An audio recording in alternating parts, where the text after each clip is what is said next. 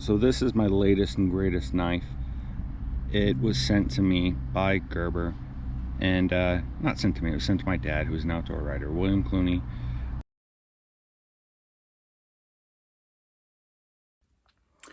Good afternoon, evening, or morning. I'm the Manly Digger, and I hope you're staying safe and healthy. This video it's two different events. You're so lucky to be watching this.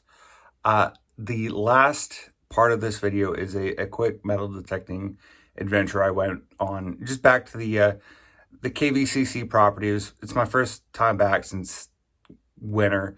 The ground was thawed, so I went metal detecting, and it's just a quick video. And then the first part of this video is me reviewing a knife, the Gerber River Shorty. That it's a diving knife and just a raft knife. You'll see why. I explain it all. I'll say it like 3 or 4 times in the video. Anyway, it was fun. I love that knife. My dad got it for me. I explained it in the video, and it's a good little knife. And I didn't really explain it in the video, but it's comfortable. Like, you have a knife on your waist, sometimes it's not comfortable at all. You gotta adjust it, or it doesn't adjust, or you have to move it. But it's just the right size to you hardly notice it, or I hardly notice it. Anyway, watch the video. The Gerber Shorty is awesome. I've never had any issues with Gerber knives. It's good steel. That's about it. Mainly dig out. Watch the video.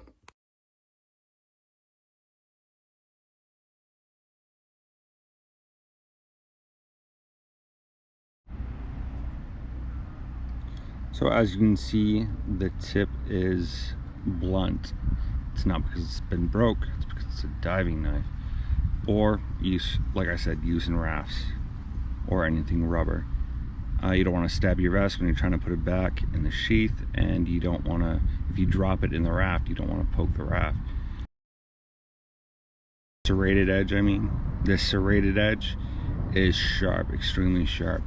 And this is not sharp, obviously, but it's good, good to work with, gives traction.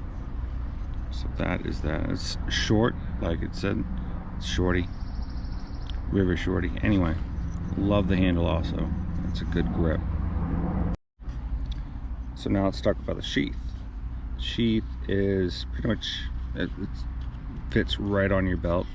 You have the kind of the belt loop right there, or you could have it a strap through here and then another strap through here, same place where you put the belt. And you could have it strapped onto your arm or your leg or whatever, or you'd have it tied down or tied on around your neck, however you like it, however it's comfortable. But I can tell you, on the waist, it's comfortable on the waist because it slides back and forth. Some people don't like that. I like to be able to adjust it and move it. Like if I get into an uncomfortable position, I can move it and put it in a different spot. It is hard to clip on. You can clip it on your belt, but it is very hard to clip onto your belt. You literally have to, or I literally have to slide my belt through the belt loop, or the belt hole, whatever you want to call it. Anyway.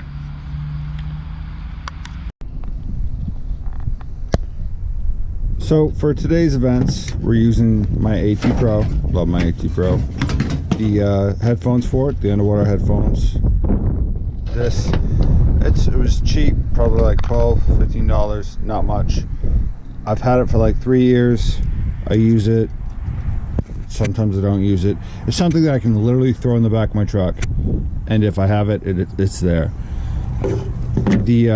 My serrated little digger and my big shovel. Also, because I'm a genius and forgot my Garrett Carrot, I have this underwater pinpointer, which works pretty much the same, except it's a lot more simple. So you hold it up until it vibrates, or the light's on right there, and then you're ready to go.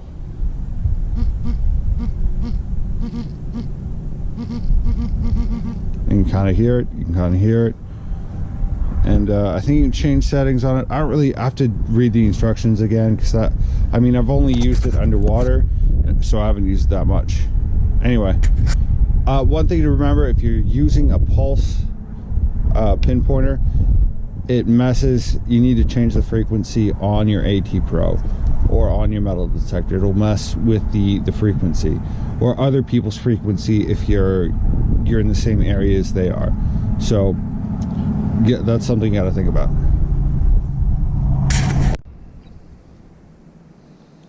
Well, I'll tell you what, when it came out looking like that, I got extremely excited, and then I saw the date and it was 1980, and I was like, oh man. So I went from like, oh my god, to like, oh it's 1980. All right. Whew. So I went from the old barn area, which is kind of a known, I know that there was an old barn there, to this area where the World War I memorial is that way. It's featured it a couple times in my video. The bridge is right there where I went magnet fishing with my daughter, and I did like a quick detecting hunt search through this area, and I found a couple of things, but I know there's a house in this area, or a house site in this area. I went back there is where I found the murder knife that it looks like a shear. It's probably some type of farming shear, but there was I thought the house that was in this area.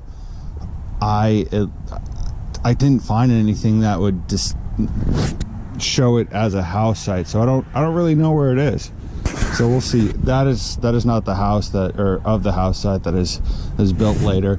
That's the president's residence of the campus, so I'm being very quiet. I don't know if he's home or not. Anyway, this is yeah, I'm gonna dig out. So probably a bolt or a square nail. I'd have to clean it off a little bit, and it is cold. My fingers are not doing what I want them to do, so I'm not cleaning this off anymore until I get home. So this is off something modern, so not old at all, but I have no butts, so it's still kind of cool. All right, so first find of the day is a large piece of metal. It looks like could be a saw blade, could be something. Has a hole here, or not a saw blade, but some type of a blade, fixed blade. There we go. I have no idea what it is. Also a nail, an old nail, and a piece of glass. I am back on the farm, the KVCC farm, and what is known as the old Goodwill Hinckley farm. So there used to be a giant barn that used to be here, and they had to remove it because there was a sinkhole, which is right there, you can see it. So kind of searching this area out. Probably the oldest barn on the property well, it's not there anymore, but so there's this old barn, which I've been around, and then there was this one. So this is the area that we're doing right now, or I'm doing, and we'll see what happens, see what comes up. So this is the end of my video. Yeah, updates. I'm getting my surgery soon. My ankle's been kind of giving me trouble. So I'm excited for the surgery. I really am excited for the surgery. It's going to be painful. My detecting season, it will affect my detecting season, and it will cut my summer underwater detecting season short. But it's needed. Fortunately, whatever, however you want to look at it. I just got my COVID shot, and it was free. It was offered to me, so I was like, yeah, okay, I'll take it. No real views on it politically. So yeah, I'm just saying my arm hurts. So the detecting's it's not gonna slow down. Yeah, it's gonna slow down. It's gonna definitely slow down. That surgery's gonna slow it down a little bit, but we'll see how it goes. And I'll be swinging again someday. I'll be swinging until I get the surgery, that's for sure. Anyway, mainly dig out.